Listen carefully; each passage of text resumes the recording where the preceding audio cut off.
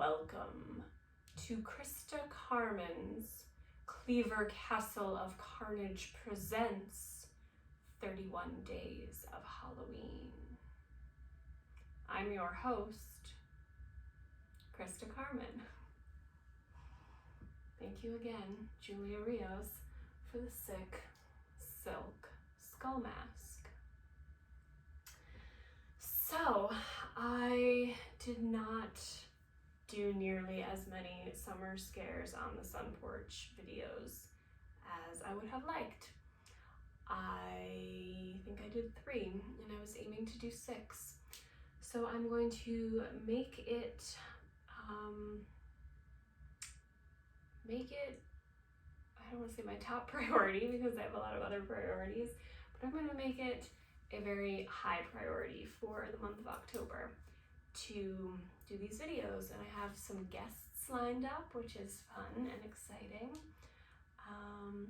And I'm going to do something a little different because I was reading my own stories and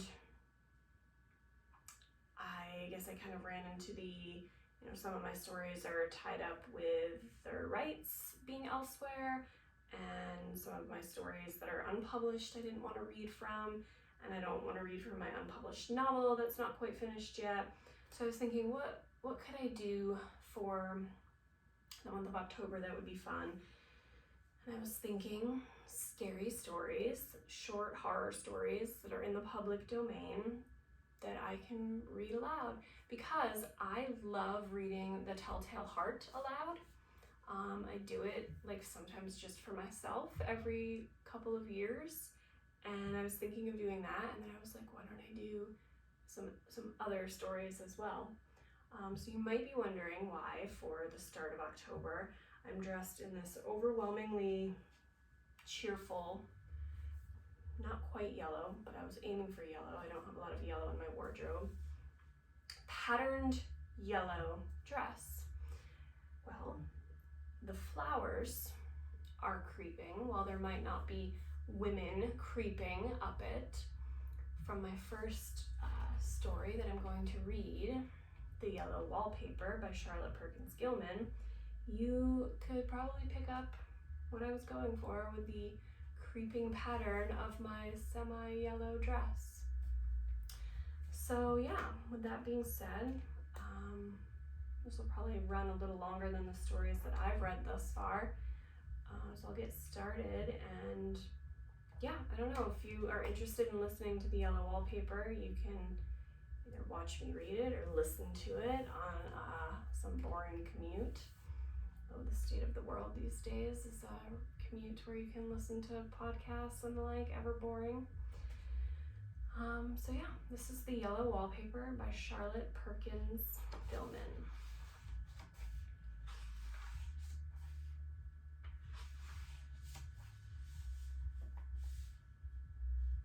The Yellow Wallpaper. It is very seldom that mere ordinary people like John and myself secure ancestral halls for the summer. A colonial mansion, a hereditary estate, I would say a haunted house, and reach the height of romantic felicity, but that would be asking too much of fate. Still, I will proudly declare that there is something queer about it. Else, why should it be let so cheaply, and why have stood so long untenanted? John laughs at me, of course, but one expects that in a marriage. John is practical in the extreme. He has no patience with faith, an intense horror of superstition, and he scoffs openly at any talk of things not to be felt and seen and put down in figures. John is a physician, and perhaps, I would not say it to a living soul, of course, but this is dead paper and a great relief to my mind.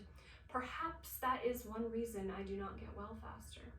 You see, he does not believe I am sick. And what can one do? If a physician of high standing and one's own husband assures friends and relatives that there is really nothing the matter with one but temporary nervous depression, a slight hysterical tendency, what is one to do?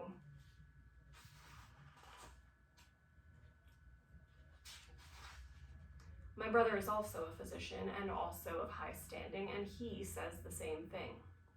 So I take phosphates or phosphites, whatever it is, and tonics and journeys and air and exercise, and am absolutely forbidden to work until I am well again.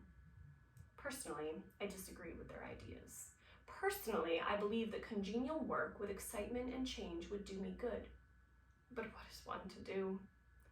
I did write for a while in spite of them, but it does exhaust me a good deal, having to be so sly about it or else meet with heavy opposition. I sometimes fancy that my condition, if I had less opposition and more society and stimulus, but John says the very worst thing I can do is to think about my condition, and I confess it always makes me feel bad.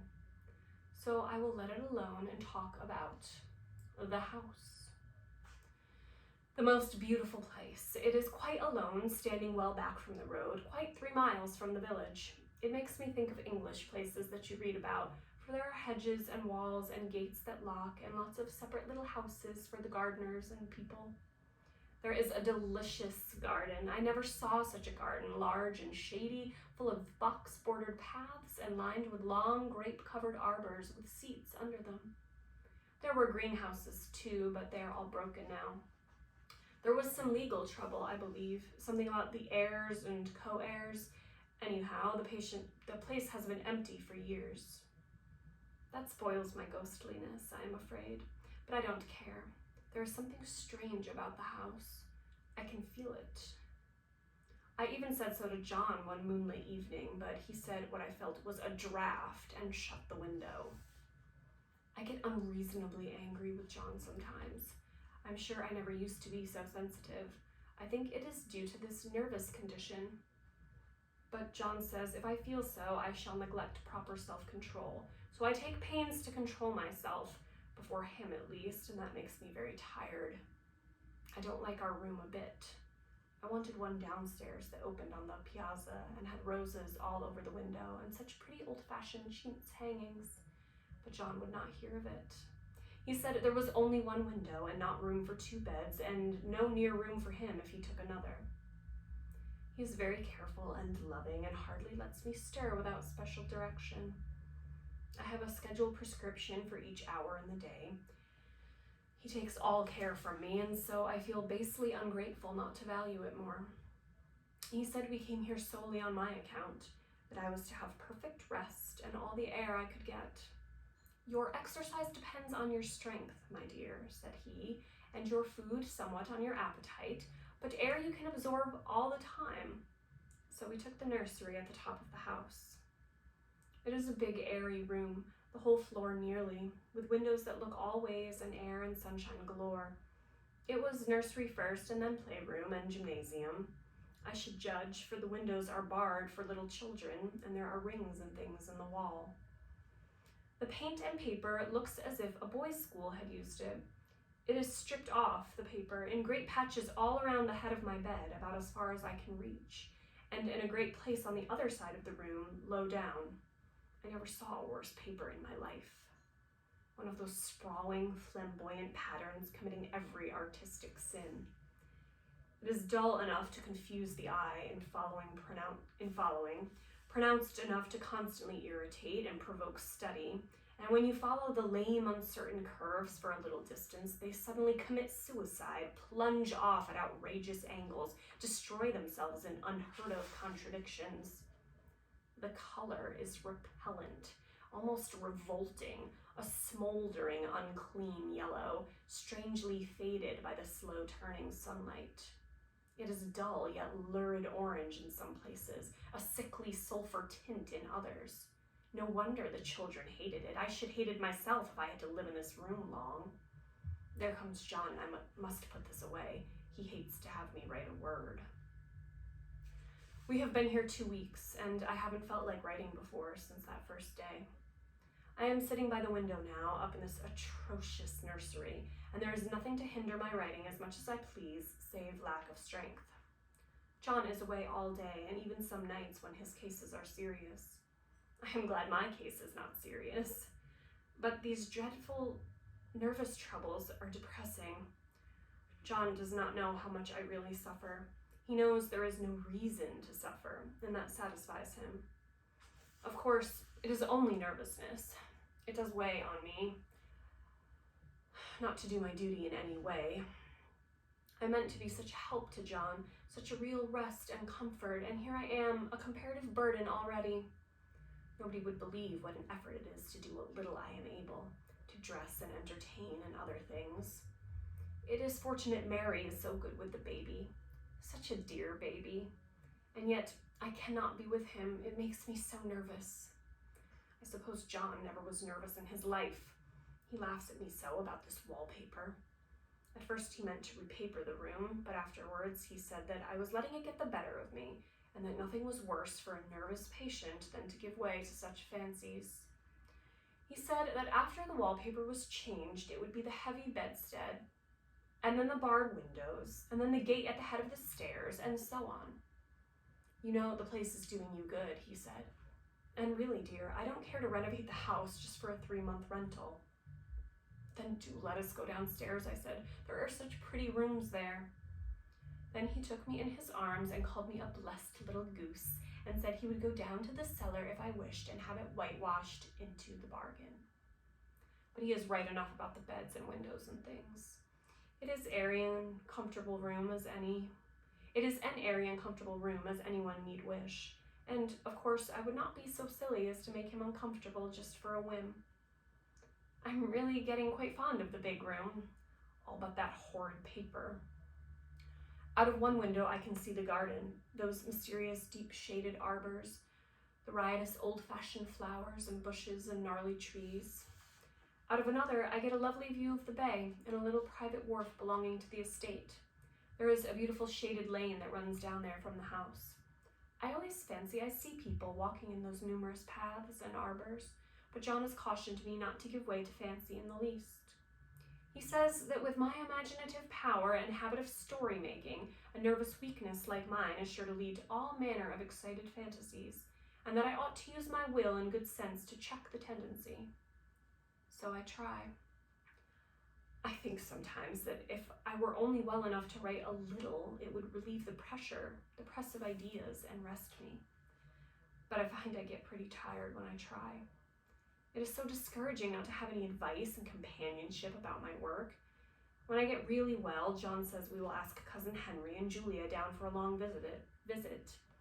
But he says he would as soon put fireworks in my pillowcase as to let me have those stimulating people about now. I wish I could get well faster, but I must not think about that. This paper looks to me as if it knew what a vicious influence it had.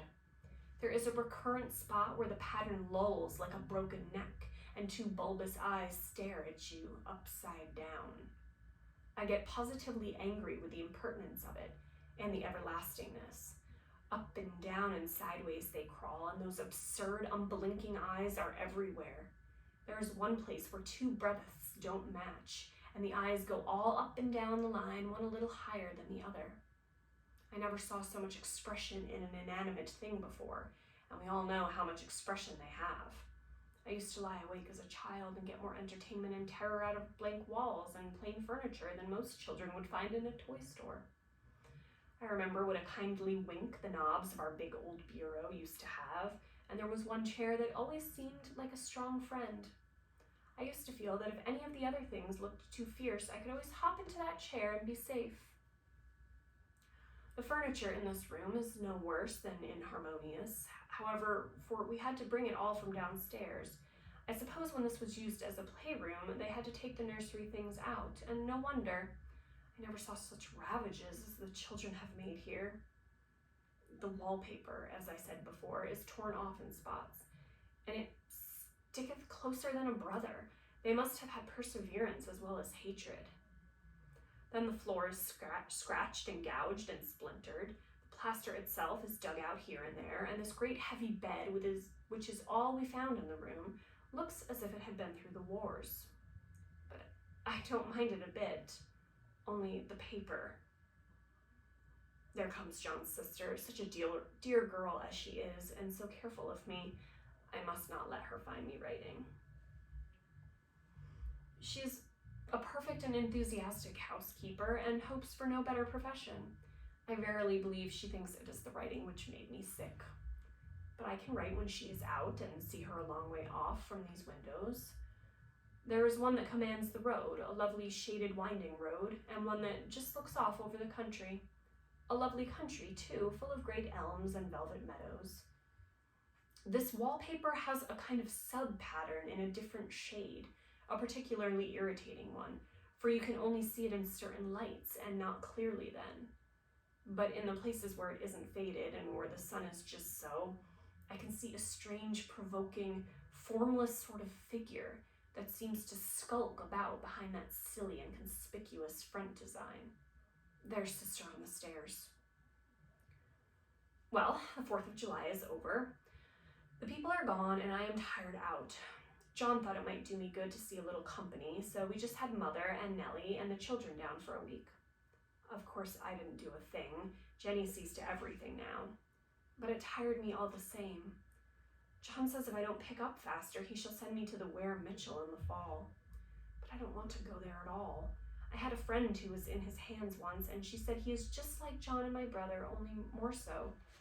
Besides, it is such an undertaking to go so far. I didn't feel as if it was worthwhile to turn my hand over for anything, and I'm getting dreadfully fretful and querulous. I cry at nothing, and cry most of the time. Of course I don't when John is here, or anybody else, but when I am alone. And I am alone a good deal just now. John is kept in town very often by serious cases, and Jenny is good and lets me alone when I want her to. So I walk a little in the garden or down that lovely lane, sit on the porch under the roses, and lie down up here a good deal. I'm getting really fond of the room in spite of the wallpaper. Perhaps because of the wallpaper. It dwells in my mind so. I lie here on this great immovable bed. It is nailed down, I believe, and follow that pattern about by the hour. It is as good as gymnastics, I assure you. I start, we'll say, at the bottom, down in the corner over there where it has not been touched, and I determine for the 1000th time that I will follow that pointless pattern to some sort of conclusion. I know a little of the principle of design, and I know this thing was not arranged on any laws of radiation or alternation or repetition or symmetry or anything else that I've ever heard of. It is repeated, of course, by the breadths, but not otherwise. Looked at in one way, each breadth stands alone, the bloated curves and flourishes, a kind of debased Romanesque.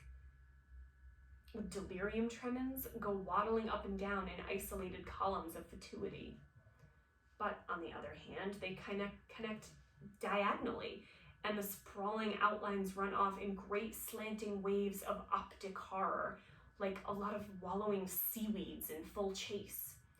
The whole thing goes horizontally, too, at least it seems so, and I exhaust myself in trying to distinguish the order of its going in that direction. They have used a horizontal breadth for a frizz, and that adds wonderfully to the confusion. There is one end of the room where it is almost intact, and there, when the cross lights fade and the low sun shines directly upon it, I can almost fancy radiation after all. The interminable grotesques seem to form around a common center and rush off in headlong plunges of equal distraction. It makes me tired to follow it. I will take a nap, I guess. I don't know why I should write this. I don't want to. I don't feel able. And I know John would think it's absurd, but I must say what I feel and think in some way. It is such a relief. But the effort is getting to be greater than the relief. Half the time now I am awfully lazy and lie down ever so much. John says I mustn't lose my strength and has me take cod liver oil and lots of tonics and things, to say nothing of ale and wine and rare meat. Dear John, he loves me very dearly and hates to have me sick. I tried to have a real, earnest, reasonable talk with him the other day and tell him how I wish he would let me go and make a visit to Cousin Henry and Julia. But he said I wasn't able to go, nor able to stand it after I got there, and I did not make out a very good case for myself, for I was crying before I had finished. It is getting to be great effort for me to think straight. Just this nervous weakness, I suppose. And dear John gathered me up in his arms and just carried me upstairs and laid me on the bed and sat by me and read to me till it tired my head.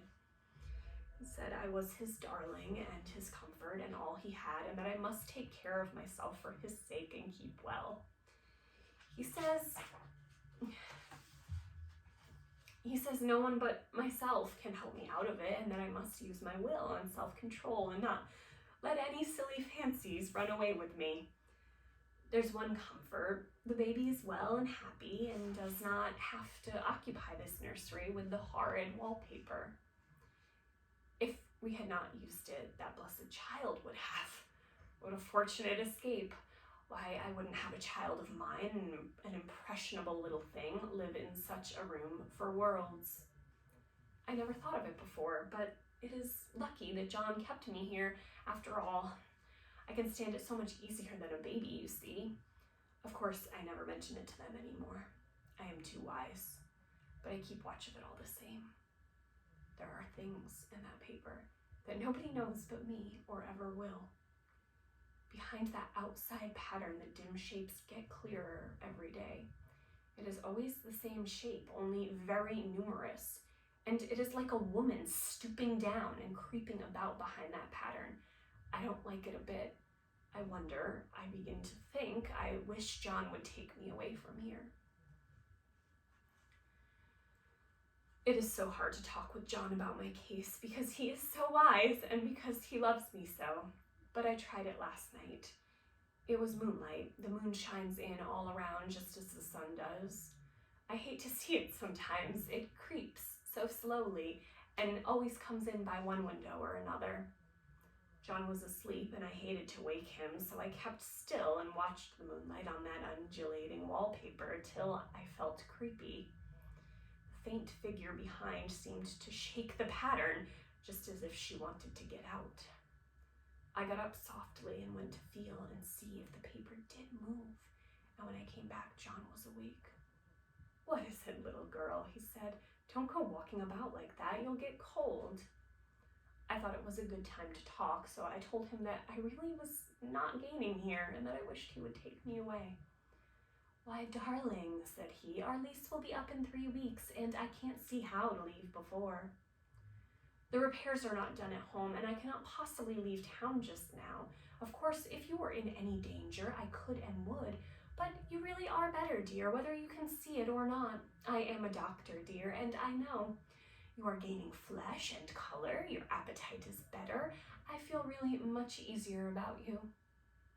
"I don't weigh a bit more," said I, "nor as much, and my appetite may be better in the evening when you are here, but it is worse in the morning when you are away." "Bless her little heart," he said with a big hug. "She shall be as sick as she pleases. But now let's improve the shining hours by going to sleep and talk about it in the morning." "And you won't go away?" I asked gloomily. "Why, how can I, dear? It is only 3 weeks more, and then we will take a nice little trip of a few days while Jenny is getting the house ready. Really, dear, you are better." "Better in body, perhaps," I began, and stopped short, for he sat up straight and looked at me with such a stern, reproachful look that I could not say another word. "My darling," said he, "I beg of you, for my sake and for our child's sake as well as for your own, that you will never for one instant let the idea enter your mind. There is nothing so dangerous, so fascinating to a temperament like yours. It is a false and foolish fancy. Can you not trust me as a physician when I tell you so?" So of course I said no more on that score, and we went to sleep before long. He thought I was asleep first, but I wasn't, and lay there for hours, trying to decide whether that front pattern and the back pattern really did move together or separately. On a pattern like this, by daylight, there is a lack of sequence, a defiance of law that is a constant irritant to a normal mind. The color is hideous enough and unreliable enough and infuriating enough, but the pattern is torturing. You think you have mastered it, but just as you get well underway in following, it turns a back somersault, and there you are. It slaps you in the face, knocks you down, and tramples upon you. It is like a bad dream. The outside pattern is a florid arabesque, reminding one of a fungus.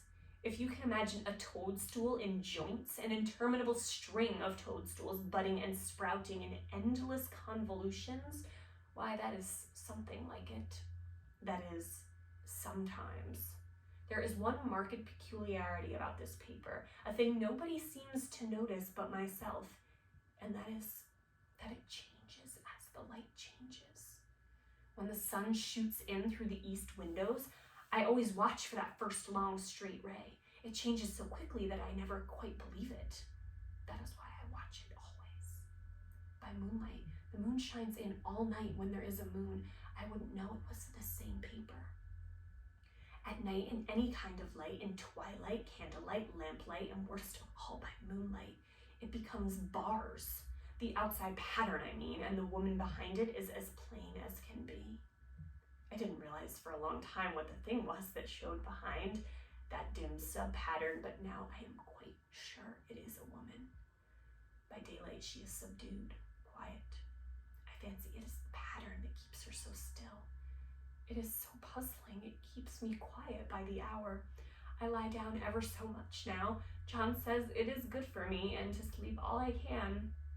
Indeed, he started the habit by making me lie down for an hour after each meal.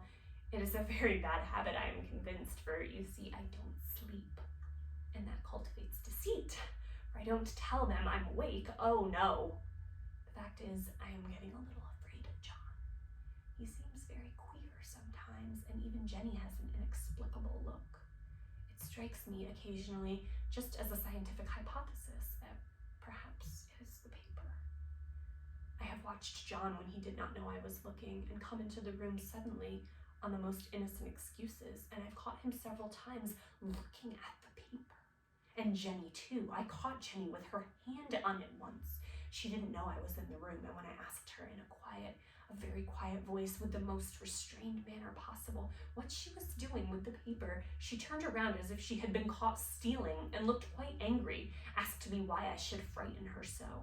Then she said that the paper stained everything it touched and that she had found yellow smooches on all my clothes and John's, and she wished we would be more careful. Did not that sound innocent? But I know she was studying that pattern, and I am determined that nobody shall find it out but myself. Life is very much more exciting now than it used to be. You see, I have something more to expect, to look forward to watch. I really do eat better and am more quiet than I was. John is so pleased to see me improve. He laughed a little the other day and said I seemed to be flourishing in spite of my wallpaper. I turned it off with a laugh. I had no intention of telling him it was because of the wallpaper. He would make fun of me. He might even want to take me away.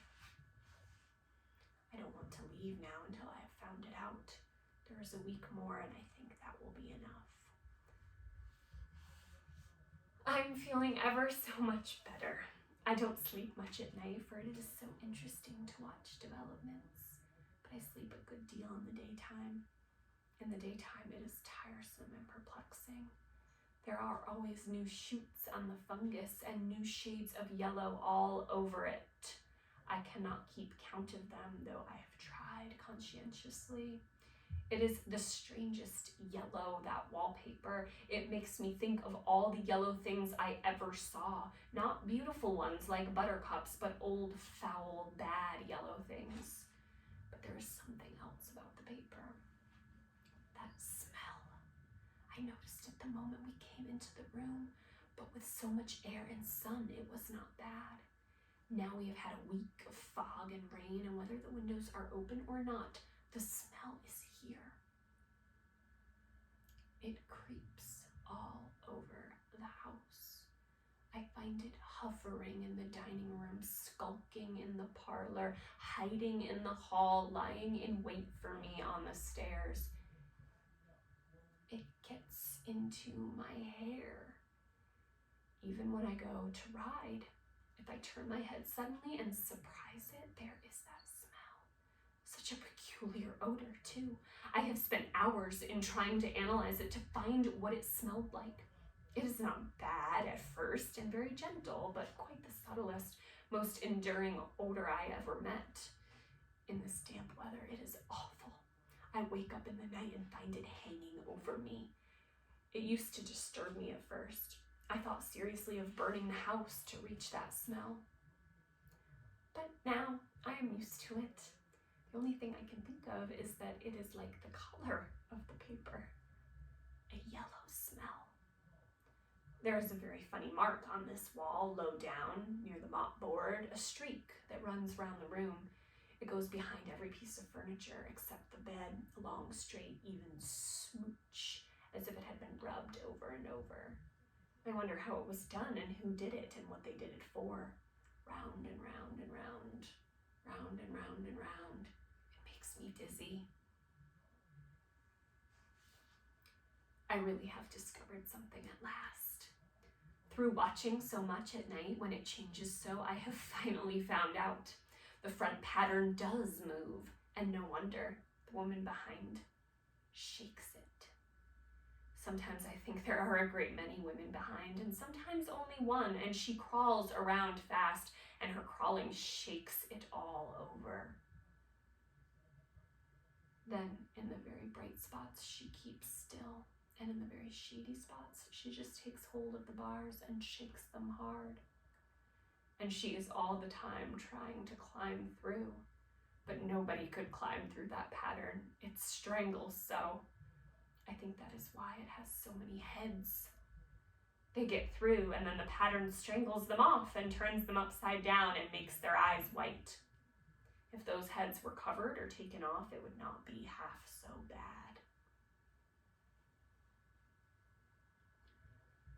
I think that woman gets out in the daytime, and I'll tell you why, privately. I've seen her. I can see her out of every one of my windows. It is the same woman, I know, for she is always creeping, and most women do not creep by daylight. I see her on that long road under the trees, creeping along, and when a carriage comes, she hides under the blackberry vines. I don't blame her a bit. It must be very humiliating to be caught creeping by daylight. I always lock the door when I creep by daylight. I can't do it at night, for I know John would suspect something at once. And John is so queer now that I don't want to irritate him. I wish he would take another room. Besides, I don't want anybody to get that woman out at night but myself. I often wonder if I could see her out of all the windows at once. But turn as fast as I can only see out of one at a time. And though I always see her, she may be able to creep faster than I can turn. I have watched her sometimes away off in the open country, creeping as fast as a cloud shadow in a high wind. If only that top pattern could be gotten off from the under one. I mean to try it little by little. I have found out another funny thing, but I shan't tell it this time. It does not do to trust people too much. There are only 2 more days to get this paper off, and I believe John is beginning to notice. I don't like the look in his eyes. And I heard him ask Jenny a lot of professional questions about me. She said I slept a good deal in the daytime. John knows I don't sleep very well at night, for all I'm so quiet. He asked me all sorts of questions, too, and pretended to be very loving and kind, as if I couldn't see through him. Still, I don't wonder he acts so, sleeping under the paper for 3 months. It only interests me, but I feel sure John and Jenny are secretly affected by it. Hurrah! This is the last day, but it is enough. John is to stay in town overnight and won't be out until this evening. Jenny wanted to sleep with me, the sly thing, but I told her I should undoubtedly rest better for a night all alone. That was clever, for really I wasn't alone a bit. As soon as it was moonlight and that poor thing began to crawl and shake the pattern, I got up and ran to help her. I pulled and she shook. I shook and she pulled, and before morning we had peeled off yards of that paper. A strip about as high as my head and half around the room. And then when the sun came and that awful pattern began to laugh at me, I declared I would finish it today. We go away tomorrow, and they're moving all my furniture down again to leave things as they were before. Jenny looked at the wall in amazement, but I told her merrily that I did it out of pure spite at the vicious thing. She laughed and said she wouldn't mind doing it herself, but I must not get tired. How she betrayed herself that time. But I am here, and no person touches this paper but me. Not alive. She tried to get me out of the room. It was too patent, but I said it was empty and quiet and clean. Now I believed I would lie down again and sleep all I could, and not to wake me even for dinner. I would call when I woke. So now she is gone, and the servants are gone, and the things are gone, and there is nothing left but that great bedstead nailed down with the canvas mattress we found on it. We shall sleep downstairs tonight and take the boat home tomorrow. I quite enjoy the room now it is bare again. How those children did tear about here. The bedstead is fairly gnawed, but I must get to work. I have locked the door and thrown the key down into the front path. I don't want to go out, and I don't want to have anybody come in till John comes. I want to astonish him. I've got a rope up here that even Jenny did not find. If that woman does get out and tries to get away, I can tie her. But I forgot I could not reach far without anything to stand on. This bed will not move. I tried to lift it and push it until I was lame, and then I got so angry I bit off a little piece at one corner, but it hurt my teeth. Then I peeled off all the paper I could reach standing on the floor. It sticks horribly, and the pattern just enjoys it. All those strangled heads and bulbous eyes and waddling fungus growths just shriek with derision. I am getting angry enough to do something desperate. To jump out of the window would be an admirable exercise, but the bars are too strong even to try. Besides, I wouldn't do it. Of course not. I know well enough that a step like that is improper and might be misconstrued. I don't like to look out of the windows even. There are so many of those creeping women, and they creep so fast. I wonder if they all come out of that wallpaper as I did. But I am securely fastened now by my well-hidden rope. You don't get me out in the road there. I suppose I shall have to go back behind the pattern when it comes night, and that is hard. It is so pleasant to be out in this great room and creep around as I please. I don't want to go outside. I won't, even if Jenny asks me to. For outside you have to creep on the ground, and everything is green instead of yellow. But here I can creep smoothly on the floor, and my shoulder just fits in that long smooch around the door, around the wall, so I cannot lose my way. Why, there's John at the door. It is no use, young man, you can't open it. How he does call and pound. Now he's crying for an axe. It would be a shame to break down that beautiful door. John, dear, said I in the gentlest voice, the key is down by the front steps under a plantain leaf. That silenced him for a few moments. Then he said, very quietly indeed, open the door, my darling. I can't, said I. The key is down by the front door, under a plantain leaf. And then I said it again, several times, very gently and slowly, and said it so often that he had to go and see. And he got it, of course, and came in. He stopped short by the door. What is the matter? He cried. For God's sakes, what are you doing? I kept on creeping, just the same. But I looked at him over my shoulder. I've got out at last, said I, in spite of you and Jane. And I've pulled off most of the paper, so you can't put me back. Now, why should that man have fainted? But he did, and right across my path by the wall, so that I had to creep over him every